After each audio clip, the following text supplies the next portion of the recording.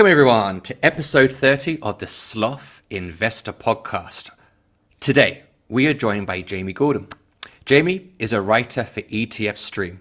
ETF-Stream is the leading media brand for everything ETF-related in Europe. Jamie started at ETF-Stream as a reporter in January 2021. Previously, he was a senior journalist at the UK Investor magazine. Jamie, how are you? Very well, thank you, Roy. Thank you very much for having me. And yes, great to be able to speak to your audience today about sort of the importance of prudent investing. Fantastic, fantastic. You know, Jay, episode 30. I mean, can you believe we got here? Episode 30. can I start off by saying the fact that we're at episode 30? That's a milestone. That's a milestone. Yeah. Whoever thought we would be here this far along in our journey? I'm so impressed and kudos to the Sloth Investor and all his followers for building a brand that people want to hear and making something that people want to come back and listen to. So kudos to you. Yay. Fantastic stuff. And we're honored to be joined by Jamie today. Jamie, perhaps you could begin by telling our viewers, how did you really first develop an interest in investing? What kicked it off for you? What would you say? Yeah, sure thing. Unlike a number of people who I imagine you've had on here who come from a financial advisory background or are analysts, for me it was more of a personal interest when I actually was very young. Don't know if you can guess from my face whether it looks a bit haggard and old from the journalism. But I actually grew up, I was fairly young during the 2008 financial crash. So really that sort of the economy and sort of financial markets being sort of front of mind has been a thing since I was a child, which actually in the UK, I don't think it is for too many people. You know, people don't think too much about investing, or as little as possible. They don't tend to take an interest in it. So when I was looking to go into journalism, looking at sort of internships and financial journalism was sort of a natural route for me to go down. And from then, I've just been really lucky to be able to learn on the job, as you said, first and foremost with the UK Investor magazine. I did all sorts of things. I wore all sorts of hats, going from sort of AIM, sort of small listings, sort of for armchair traders, to talking about alternative investments in wine and whiskey, to talking about investment trusts, which are this sort of special magical being that only investors in Japan and the UK really talk about. Wow. And yes, from there, I sort of decided that asset management would be the place to go. Obviously, having sort of known about the sort of global financial crash and sort of the role of large financial institutions within that, knowing really how power was exerted by the largest financial institutions and how people's money was being invested sort of by these large institutions that people here in Europe don't really pay enough attention to, was sort of a real natural next step for me. And a few years down the line, that's where I am today, sort of covering those folks. That's fantastic. And you know what? You're at ETF-Stream. Yeah. Would the origins? Can you tell us a little bit about ETF-Stream? What is it? What does it do? And how did it begin? Sure. So ETF-Stream was actually a sort of brainchild of two gents. One was David Stevenson, he's got a column called The Adventurous Investor. He writes for the Financial Times and Citywire, so he is a sort of a financial journalist through and through. Has been for a good long time. Although if you asked him, he'd probably also call himself an economist, which he is also. The other gent is a man called David Tuckwell, who is the son of Graham Tuckwell, who's one of sort of the founding fathers of sort of commodity ETCs here in Europe and Australia. He's had businesses sort of in Australia, Europe, the US. I think the US one is now owned by Aberdeen. The one in Europe is now predominantly owned by, I think, by Elgin, and the one in Australia by Global X. So really sort of got roots that sort of run throughout the system. I mean, here in Europe, you struggle to speak to someone in a company without knowing someone who's worked for him previously. So really some good ETF heritage there. We were talking a little bit about why we're called ETF-Stream, and I had no sort of firm answer for you there. But I imagine it's because you had these two guys who knew a lot about the sector, and they were basically publishing a stream of consciousness about ETFs. And yeah, from there, we've sort of grown to having a team of dedicated writers who do nothing but talking about ETFs. You know, we've got three full-time guys and a bunch of freelancers. And yeah, we're pretty obsessive about them. So please, yeah, I think if you have any questions about ETFs, I think you found the right people. Well, and you know what, that makes me think. I call people like the Sloth Investor and yourself that, to some degree, financial educators. You know, you help people understand how to take charge of their own finances. And a lot of financial educators, I would say, reference Charlie Munger. Yeah. And I guess knowing that the Sloth Investor himself is a big fan of Charlie Munger, and I know that you've written about him. What is it about Charlie Munger? Why do you think people pay homage to him, reference him in their work so often?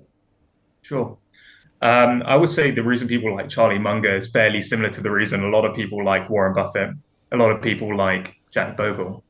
It's because essentially you've got a guy who's been there and done it. You've got decades upon decades of experience and track record behind them, alongside a set of innovations. I mean, when I say innovation, I refer particularly to Jack Bogle with that one. But I think first and foremost, really what makes people listen and respect these people is they put their money where their mouths are, and they say it how it is. You know, they are not afraid of pulling punches. In fact, I think especially Munger and Bogle actively delight in ruffling a few feathers. And I think that's what people really value. I think in a field that is as powerful but often as murky as financial advice, I think actually having that transparency and straight talking nature is precisely what people are crying out for and have been crying out for. And that's why things like Vanguard have been such a massive success. Absolutely. And you know what? I really connect with what you're saying, because the one thing that resonates with me is the fact that they, in a very simple way, call it like it is, and they don't use big words, they don't overcomplicate things. What they say is just very direct, but also very accessible to the average reader. Yeah, cool. Yeah. I mean, I was just reading Warren Buffett's recent shareholder letter. I think it came out around about 2 weeks ago. And I just love the simplicity of the advice. You know, towards the latter part of the letter, he mentions, for example, patience on 2 occasions, and just so critically key. I mean, it sounds simple. Yeah. You know, how many investment writers in the past and obviously in the future will write about patience. But I just think particularly in the 21st century, where we are in terms of, you know, so many people using social media, we can, you know, hail a taxi, Uber within minutes, and, you know, order a book online within moments. And I just think so many of us have become conditioned to immediate gratification, but that simple need to remain patient, to remain headstrong is so critically key. So that's something I love as well about Buffett's letters, is just the simplicity of the advice, what he's trying to kind of outline to investors. And yeah, I'm a big fan of all 3 of those, you know, Buffett, Munger, and Bogle. You know, great advice. Yeah.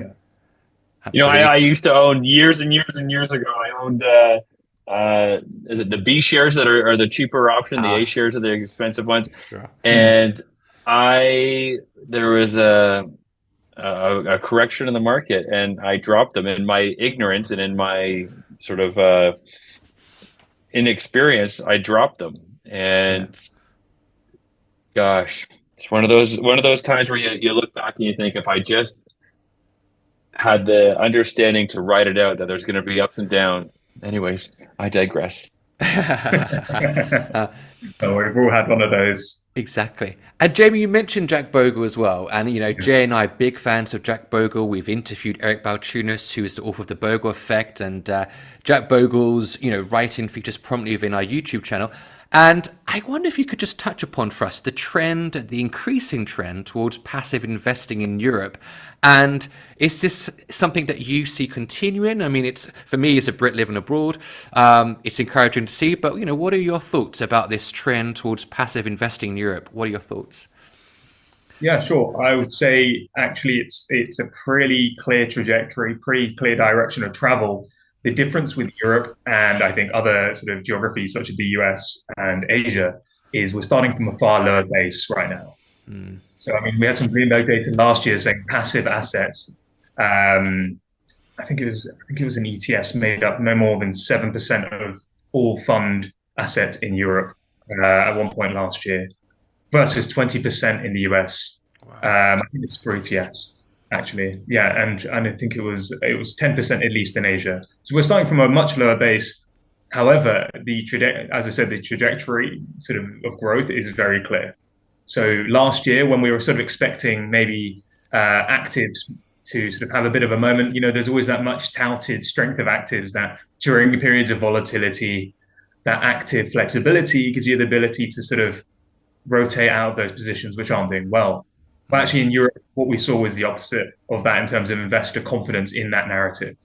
So while mutual funds had sort of record outflows, I've got a stat here which said that mutual funds, or UCITS as a whole, saw 198 billion euros of outflows last year.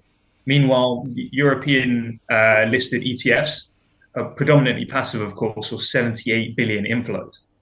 This is a sort of a clear rotation in favor of the sort of low-cost passive vehicle. Now, this wasn't just in terms of investor sort of attitudes. This was actually their decision-making was supported by performance. Again, the idea that active can outperform during volatile periods was completely undermined last year. We were lucky enough actually to get a copy of the recent Morningstar active passive barometer. And that sort of showed last year only 30% of active equity funds outperformed in 2022. And I think it was 46% of active fixed income. And that was a good year for them, very good year. If we look back sort of further than that, the success rate over the past 10 years of active equity managers is 23%. And that's when I say success rate, I mean outperformance and survival, because survival is a real key thing to think about here. Yeah. The fixed income is even lower, it's 19%. And I think investors are really responding to this. What we've had over the last 10 years in Europe, at least, is 10 consecutive years of net inflows for passive vehicles, whereas actives have only seen net inflows for half of that time. Since 2015, passive inflows have outpaced active. So, I mean, this is a pretty clear trend, and I think without some major disruption, that's going to continue. And in fact, there are several structural forces coming into play in Europe this year in particular that are going to just act as a tailwind to that. And I'll just, in brief, I'll outline a few. The first being the discussion around a outright ban on retrocession fees. So you look at Asia, where we have this ban on unflagged retrocessions. In Asia, you have to tell, just to explain quickly what retrocessions are. Yeah, what's a retrocession? Yeah. So these are essentially kickbacks or inducement fees. So this is for a fund, say for an advisor, they get paid, or a distributor, they get paid by an asset manager to essentially sell their product, most likely a product that charges a higher fee, over equivalents from competitors which have lower fees. So they get kickback. So it's an entire conflict of interest. And by the way, this isn't some underground thing. Mary McGuinness, the European Commissioner for Financial Services, addressed this in a speech earlier this year. So while Asia has basically said to advisors, you need to flag when you're receiving these kickbacks, and in the US, they're banned altogether. And in the UK, they're supposedly banned, but there's a problem with the soft dollar. In mainland Europe, there is no such ban. So right now, you've got essentially people. We've got pensioners. We've got pension plans in Europe filled with products which are likely not the most appropriate for an end investor's needs. So if that were removed, Mary McGuinness herself said low-cost products such as ETFs would likely see far greater uptake. The arguments against this are largely bogus, I'll be honest. But there are other trends like this which just make no sense for them. These structural features, there is no reason for them to exist. And there are several of them in Europe. Another one is the lack of a consolidated tape. And this is just pre and post trade data from exchanges. We have this in the US. The US has that. So there's a tape that shows the entire liquidity picture of equities and ETFs and how they're being traded. No such equivalent exists here in Europe, which basically means that there's a fragmented picture of how things are being traded. It often means that professional and retail investors aren't getting best execution. They aren't getting the best cost-effective trades. And the reason for this is entirely because exchanges are not unified here in Europe. They're individual, and they like to sell proprietary data feeds. They would rather have their data as separate and be able to sell it to different people at higher prices. Now, they've actually proposed, several of the large exchanges covering all countries except one in Europe have proposed a joint venture to ESMA, this sort of European authority, basically saying that they would be willing to put together a consolidated tape. And if such a thing were to come to pass, we'd have lower cost execution, lower cost trading here in Europe. which would actually also drive flow, I think, for non-European investors to UCITS products. This is a key selling point for US 40 Act funds at the moment. And a third one is the rise of retail. Now, this one is going to be sort of a bit more insurmountable here in Europe, because in the US, obviously, I think it's a cultural feature where people save for retirement, they invest for retirement. In Europe, because we have social security, it's not as common a feature. However, I think the retirement age is going to keep going up, as it has done. My grandfather, for instance, he retired before he was 60. By the time I reach retirement age, it's going to be over 70. And I don't know about you guys, but no, I'm not sure I want to retire too much after 70. So people are going to have to start making their own plans. And to reflect that, ETF issuers are partnering with robo-advisors more on a far more frequent basis now. Like we've seen a real concerted trend with BlackRock in particular, making investments in companies like Scalable Capital, partnering with Bucks, and Vanguard rolling out its retail platforms in pretty much every major investing country in Europe. Yeah. So this is a real trend to watch. So yeah, essentially, sorry, a very long-winded answer to your question, but there is a clear trajectory here in Europe towards passive. And there are several sort of dead weights yet to be lifted, but once they are, it only weighs up, I think. Yeah. So for the passive investor, the someone who is just, I want easy investment on an ETF. Europe is there were some big terms in there that some of them which went over my head, but Europe is a safe investment place for ETFs. Yeah, I mean, to be honest, when you think about the central regulatory structure that you're going to get for an ETF in Europe, it's a UCITS structure. So you're talking about it's UCITS. This is sort of the Undertaking for Collective Investment. I forgot the last two letters, but the point being, it's quite a well-respected, stringent regulatory structure. There's sort of a lot of risk and compliance things that go into that. We have ETPs here in Europe as well, which I think for things like cryptocurrencies, which are exchange traded, but they aren't quite as rigorously checked. So think of UCITS as our equivalent of 40 Act. That's the best way to think about it. And it is respected, but there are just a few things about the European market that I've mentioned which just make Europe not so attractive at the moment. Mm-hmm. And Jamie, you recently wrote an article in which you referenced Vanguard's life strategy range of funds. And so some of our viewers may be unfamiliar with life strategy. So perhaps could you take a little bit of time to kind of expand on that for our viewers now? Sure. So the easiest way to think about Vanguard Life Strategy, which by the way is an extremely popular range of financial products here in Europe, or in the UK in particular, it is essentially a fund of funds range. So what you do is you buy one fund product, which will be either the Life Strategy, it will either be called the 20, 40, 60, 80, or 100. And what this does is, corresponding to the name on the tin, you'll get a blend of equity and bonds. The number sort of refers to the sort of percentage of equity allocation you're getting in that basket. The most popular tend to be either the 60-40 or the 80-20. And essentially what it does, it splits your investment between about 20 different Vanguard products, whether these be index funds or ETFs. And essentially what it gives you for no more than, I think, about 21, 22 basis points is an allocation across more than 3,000 equities, and I think a similar number of bonds if you go for the 60-40, with a real global exposure.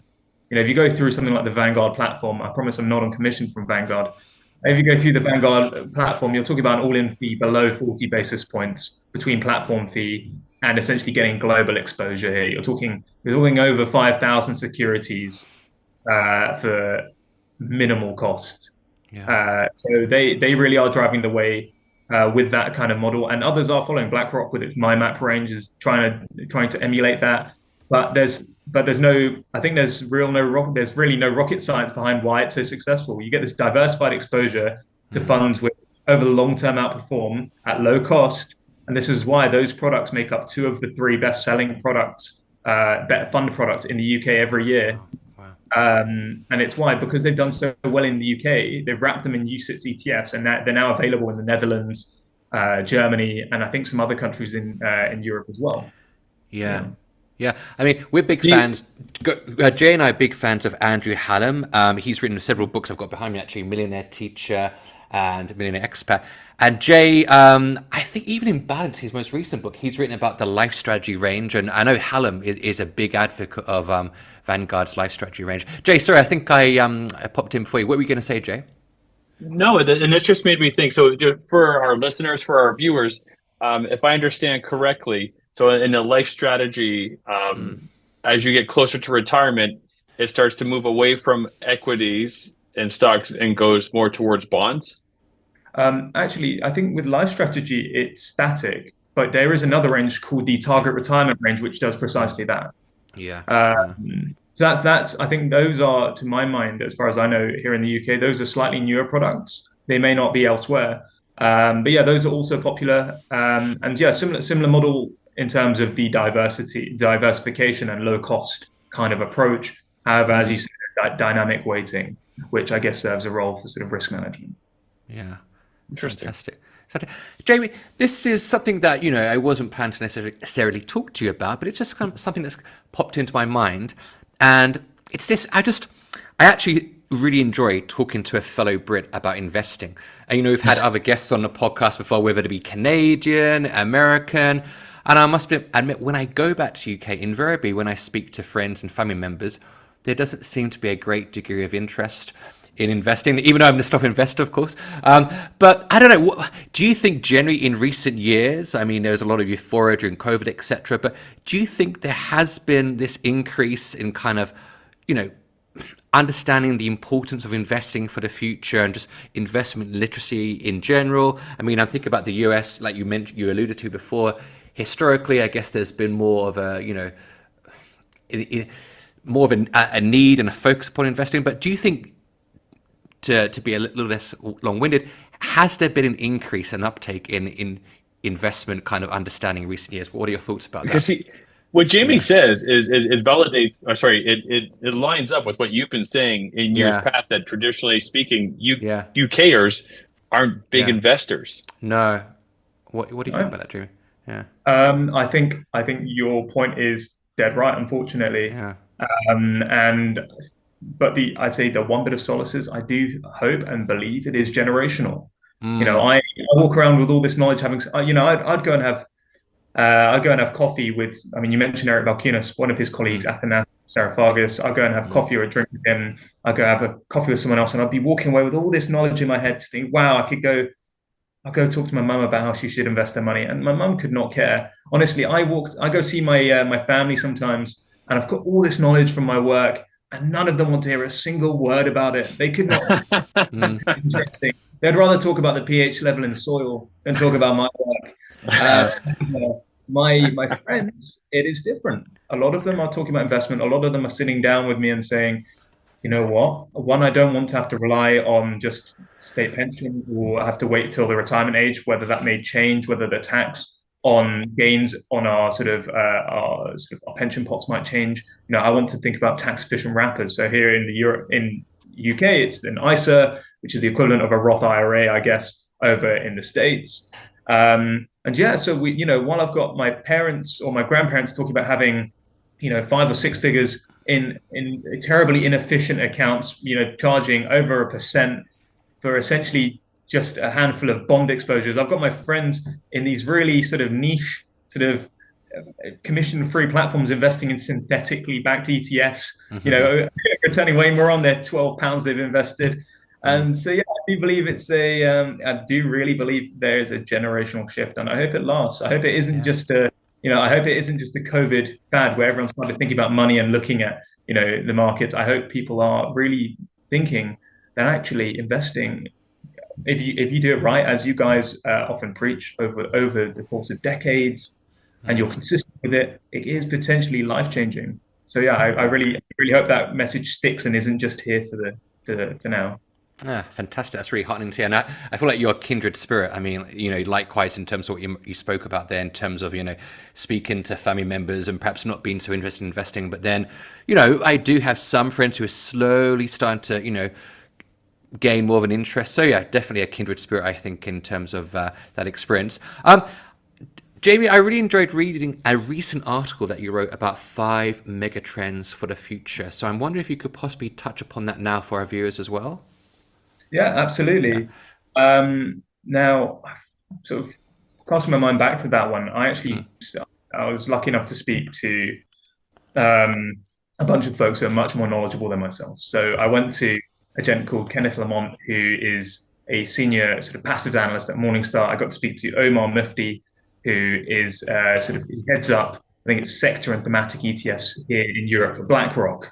So two very qualified individuals, and there was sort of a consistent theme between the two of them in terms of how they look at future megatrends, and that is you want to be looking predominantly at sort of bedrock themes, these sort of long-term defensive, sort of I guess staples in the sort of future sort of sectors. Now, I think I wouldn't be sort of surprising anyone if I said that over the last few years we've seen a lot of froth and a lot of nonsense in thematic ETF launches that probably class more as speculation or gambling or nonsense than actual investing. But there are a few with some genuinely sort of strong prospects in the sense that there are a few identifiers here. You've got ones which I guess are the underlying structural need in society, ones with sort of good fundamentals. I mean, I'll give you an example of a few. So the first, we've got cybersecurity. That was one that pretty much everyone I spoke to identified. You know, when they were thinking about when BlackRock surveyed sort of C-suites on where they were looking to cut budget across tech last year during sort of a very sort of uncertain period, the majority agreed that the IT sector and within that, cybersecurity was the one that they were least likely to cut their budget in. You know, it's basically going to be this thing that underlies any sort of technological expansion, whether it be client, you know, whether you're managing client accounts at a bank, whether it be, you know, expanding grid capacity or, you know, building a new data center. Cybersecurity is going to be the thing that underlies that all. They can't really cut back on that. That's the one thing you can't cut back on if you want your company to survive, right? Precisely. And investors are agreeing with this. Investors have taken notice of this already. Out of pretty much every single tech trend available in ETF format in Europe, it was the only one that didn't see net outflows last year.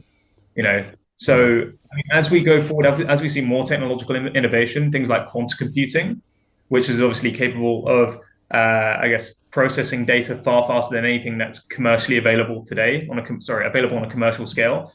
The need for not only scaled up but far more sophisticated cybersecurity is, I think, it's inevitable. So that is, I think, one of those sort of locked-in trends that we can't avoid. And there are a few others as well. You know, I think you've got something like water.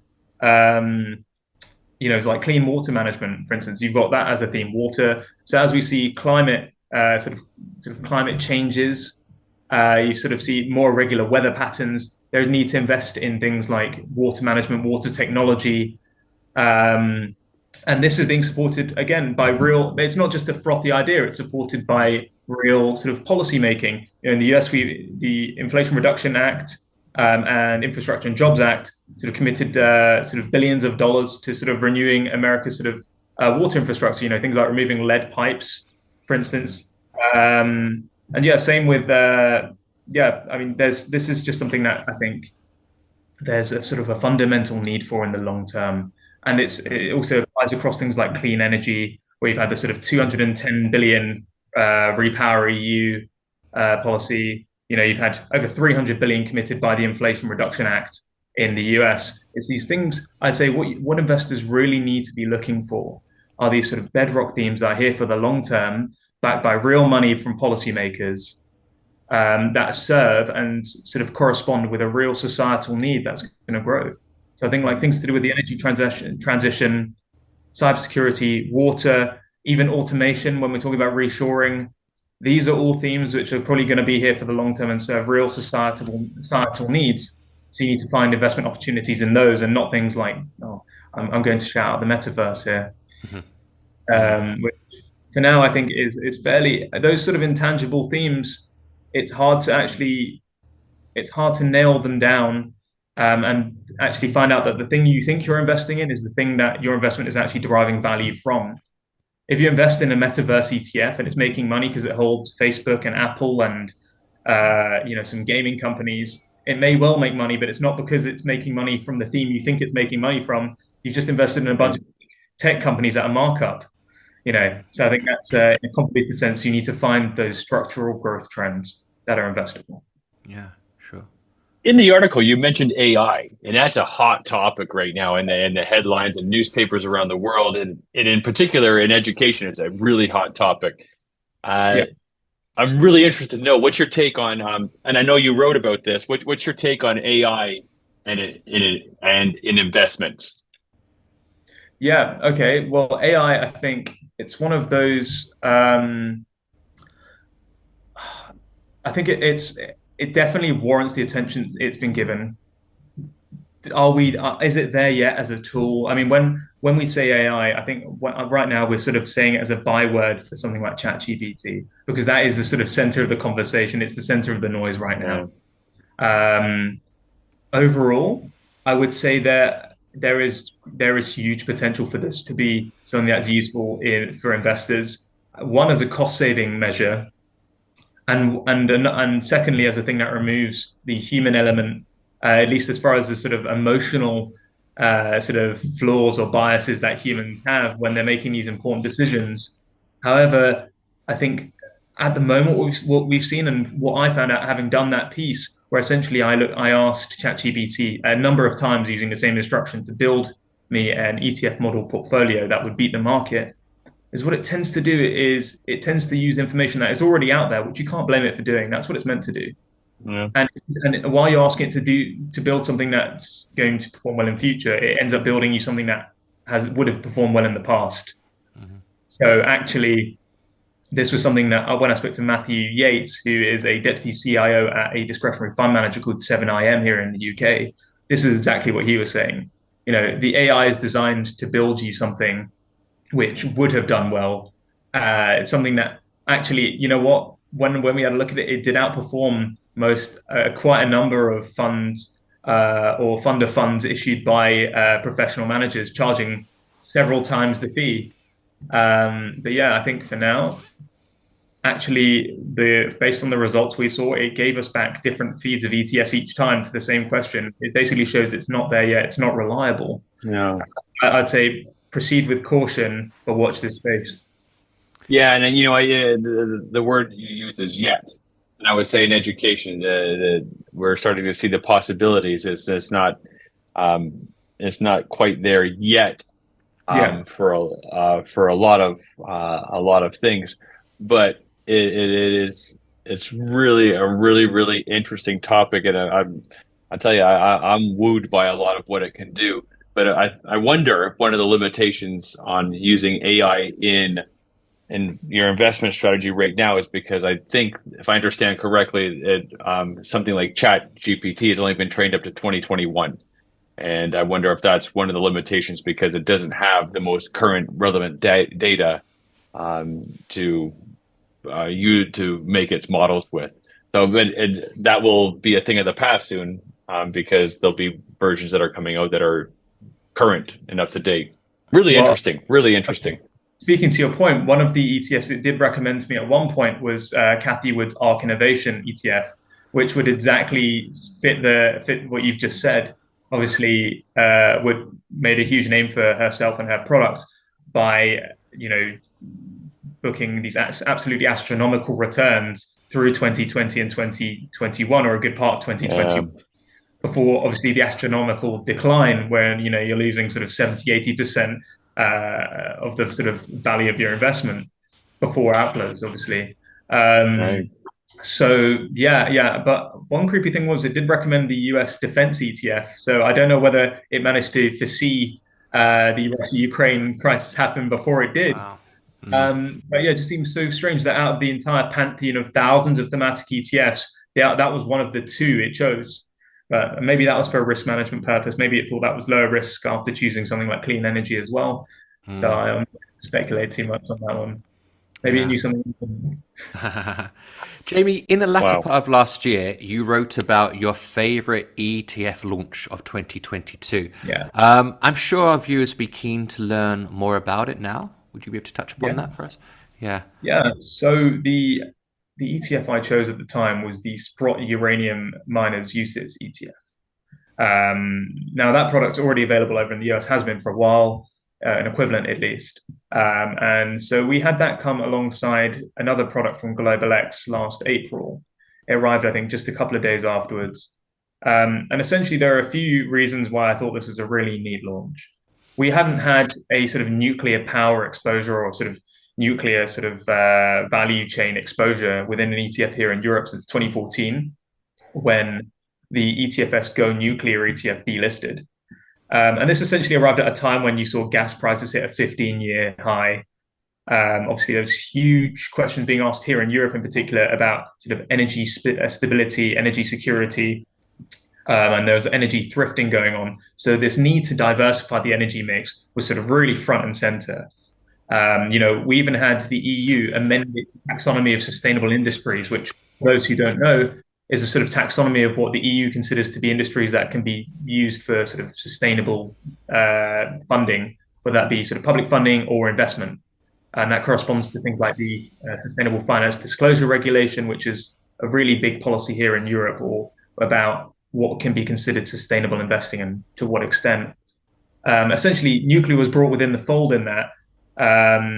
That happened after this product came out, but this product pretty much came out while that discussion was being had. So essentially, it offered the first exposure to the sector at the perfect moment.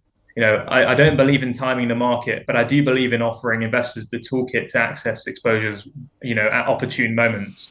That's probably quite a Buffett-esque thing to consider. And this was a sector that certainly hadn't felt any love, especially since the Fukushima disaster in 2011.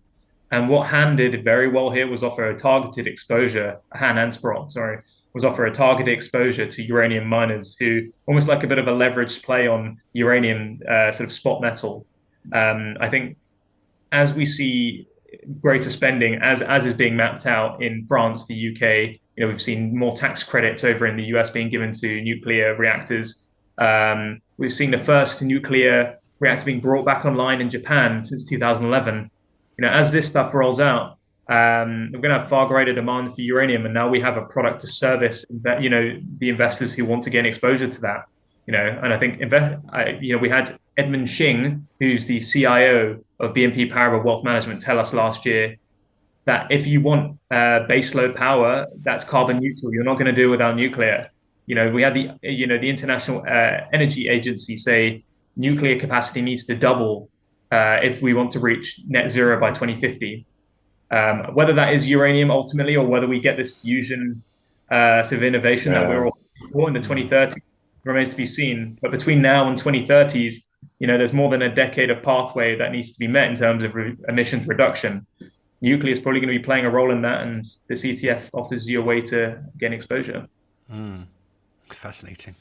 Yeah, really is. Actually, can I ask? Yeah. Can I ask? You talk a lot. Sorry, we're talking ETFs. I know what I like. I think I know what the Sloth Investor likes about ETFs. What is it that you like about ETFs? Like what in particular for our listeners, for our viewers? What is it about ETFs that draws you to them as a great investment vehicle? Yeah, that's really interesting. To be honest, I think I think beyond something like an index fund, it's probably the tradability. Of course, this was something that Jack Bogle wasn't actually keen on. He wasn't a huge fan of ETFs. He saw them as a trading vehicle. I actually think for using ETFs within other products, so say within things like the life strategy, or for robo-advisors, which is an increasingly growing route for investors in Europe to gain low-cost access to diversified investments. I think ETFs play a real role in essentially this liquid trading vehicle that is low-cost and diversified. I think as a sort of component within other things, I think ETFs play this sort of huge role, which I think index funds might not be able to the same extent, or at least as efficiently. I think just the tradability is what gives them the edge at the moment. But that's not to say I'm not a fan of index funds. I really am. Sure. I would put that out there as a big disclaimer. Yeah, I think as well, what I like as well about the discussion concerning ETFs and uranium, for example, is the fact that generally I would say I always compare it to like a palate. So when we go to a restaurant, we each have, we have a different palate. So I particularly love spicy food. Mrs. Sloth and my kids, not so much. But I think when it comes to investing, I would always say, go with that perhaps core approach of an index fund. And then I know people that, have a real, interest, for example, in maybe tech or energy and so on. So kind of building that satellite approach where if you have a particular interest or domain that you are passionate about and you enjoy reading about, then then go for that energy ETF or go for that tech ETF or the water ETF or whatever it might be. And that's something that I think is really fascinating about those particular niches that can capture people's interests. What are your thoughts about that, Jay? Are you kind of similar in your thinking there?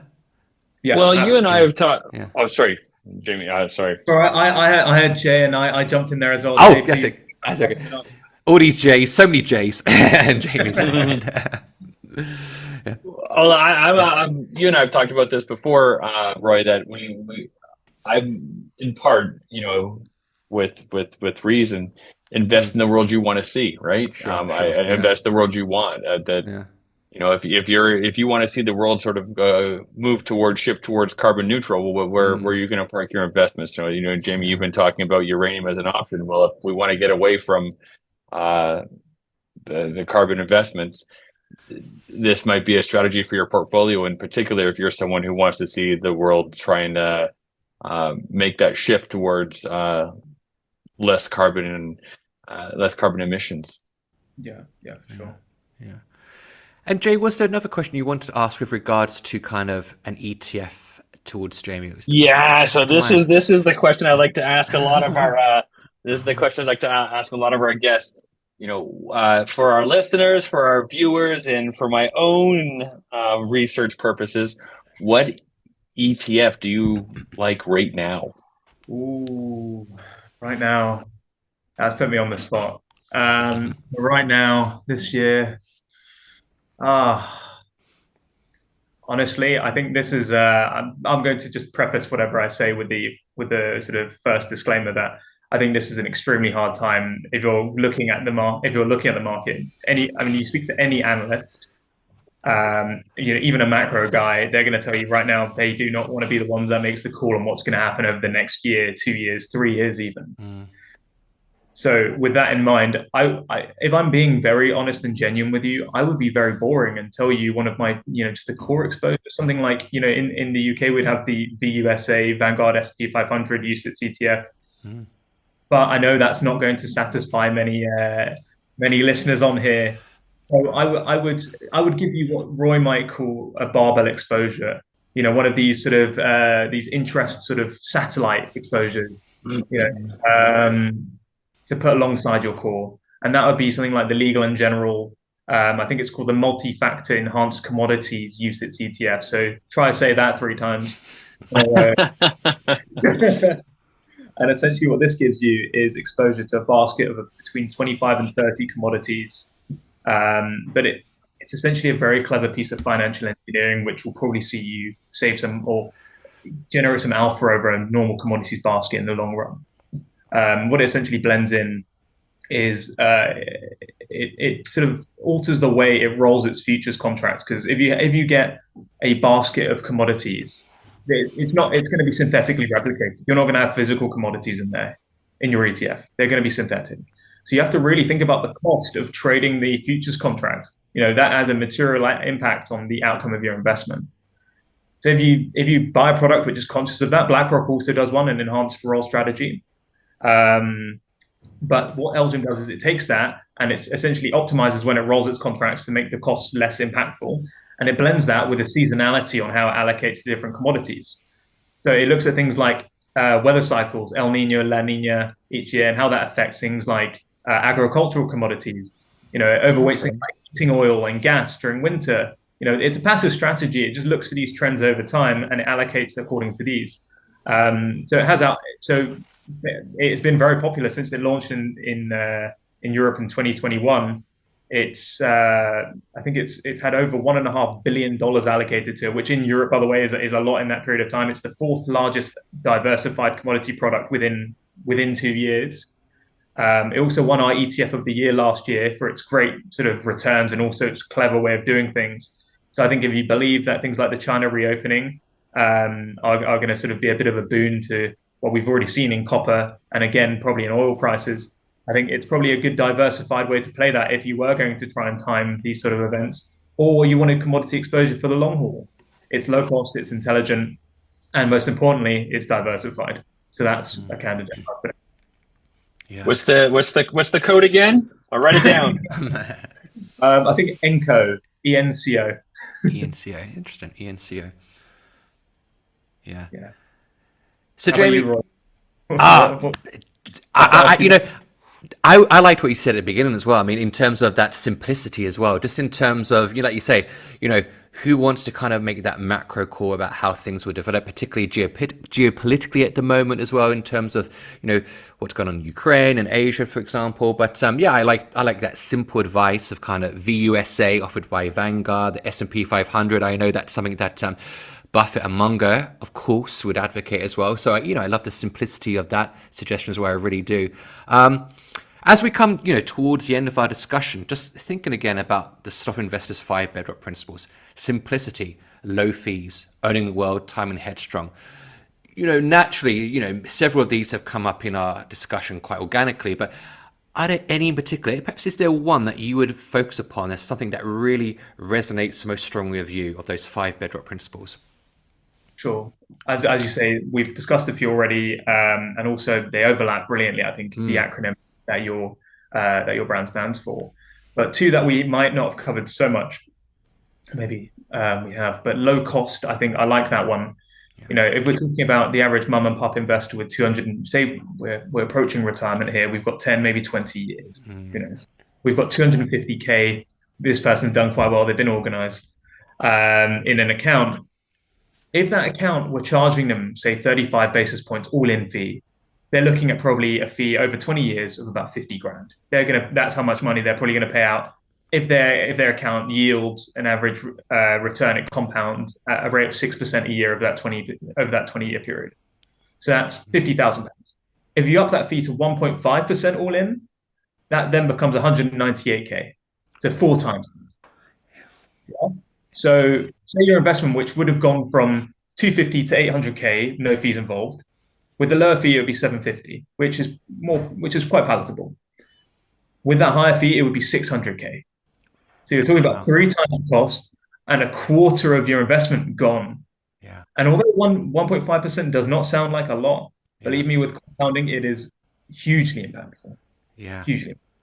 If I could give you a second one, just because I did like this in your acronym was headstrong. I thought that was brilliant. And it cast my mind back to sort of university when I studied philosophy, and it reminded me of one of my favorite philosophers, David Hume. Brilliant. And his most famous quote, just saying, "Reason is and ought only to be slave of the passion," which is to say that humans, while they believe they are reasonable and reason-driven animals, very often we are not driven to act purely upon reason alone, but upon passion.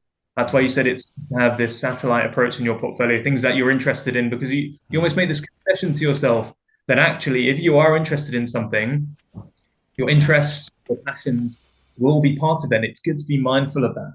Yeah. As much as possible, you should stay to a strict regimen and a strict mindset with your investments. Be disciplined, but it's also good to acknowledge sometimes that actually we aren't always that. And you really do, I think, as much as you probably should spend as much time selecting investments, or more time, I'd say, managing your emotions when you're investing. Absolutely. Stick to the plan. Stick to the plan. Keep it long term. And yeah, don't react to. I'm saying this as a journalist who writes constantly every single day. Read and stay informed. Don't take it all to heart. No, that is a one-way ticket to failure, probably in investing. Yeah. Human psychology is so key. No doubt, you'll be familiar with Morgan Housel and his fantastic book, The Psychology of Money, which I have here. And just he talks so much about the importance of human psychology, temperament. And I think for the outsider, someone who's relatively new to investing or has no experience, invariably they think about investing as being a numbers game. And I need to be good at maths, and perhaps maths wasn't their strong subject at school. But just human psychology, the ability to control your emotions is so critically key. So yeah, I love the fact that you also not only spoke about low fees, but headstrong as well. Yeah, really, really important. Yeah. In kind of bringing our discussion to a close then, this is something we always like to kind of ask our guests on a podcast is, do you have any recommendations, particularly for beginner investors? For example, I've just mentioned The Psychology of Money by Morgan Housel. Are there any investment books that you've enjoyed reading? Or perhaps we've spoken about Buffett and Munger and Bogle, any other investors that you admire? So, so what are your thoughts about that? Yeah, absolutely. Before I talk about books, I'd say the first thing that any investor or any prospective investor should do to understand the psychology of investment and the way of doing long-term investment, this sort of headstrong, low-cost, diversified investment, and to really understand, I guess, to drink the Kool-Aid on that, but the best of Kool-Aids is to listen to videos and interviews of Jack Bogle speaking. It is specifically that really resonated, that made this really resonate with me.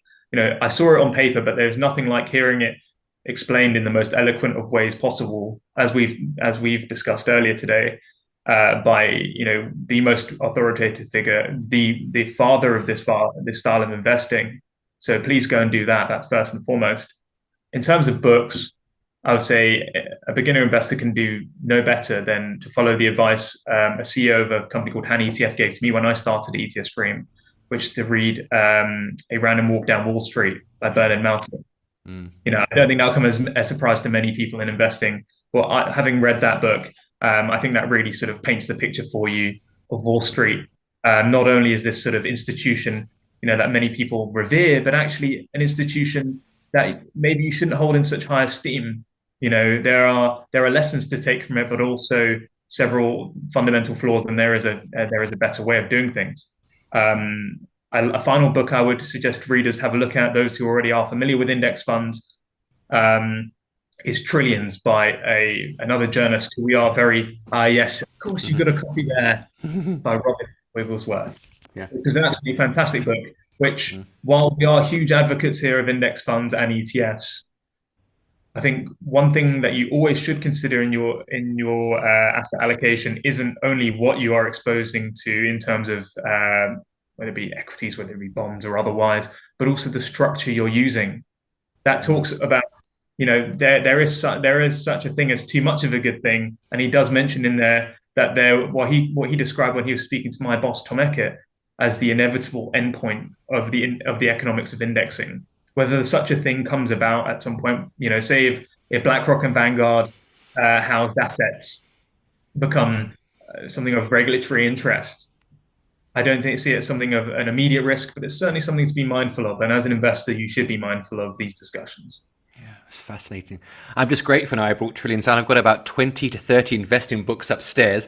And I think in previous podcasts, I haven't actually brought Trillions down, but I'm so fortunate I did. So that was fortunate. Yeah, great book. Yeah, it is. It really is fantastic. Yeah.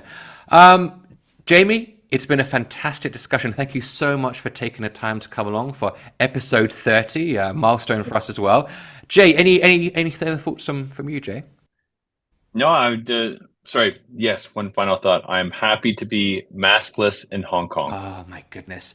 Viewers, just under a week ago, we were finally able to take our masks off, and it's great for us. It's fantastic. So we feel so euphoric. That's why we've had an extra smile on our face during this particular episode, haven't we, Jay? Absolutely.